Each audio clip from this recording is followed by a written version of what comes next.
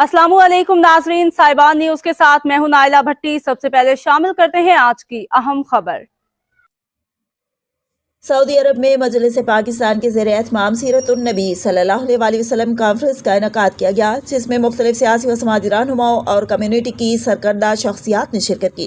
Conference से Rana Abdur Rauf, doctor Zahid Malik, Rana Umar Farooq, Ibrahim जट, खालिद अकरम राना और काजी इसहाक मेमन ने अपने खिताब में कहा है कि हुजूर अकरम सल्लल्लाहु अलैहि वसल्लम की सीरत इंसानियत के लिए मिशल राह है और आज के दौर में उनकी तालीमात पर अमल पैरा होना ही कामयाबी का जरिया है।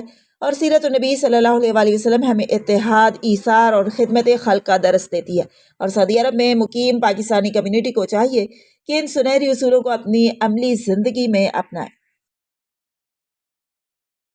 अब तक के लिए इतना ही। मजीद खबरों और अपडेट से बाखबर रहने के लिए देखते रहें साहिबान न्यूज।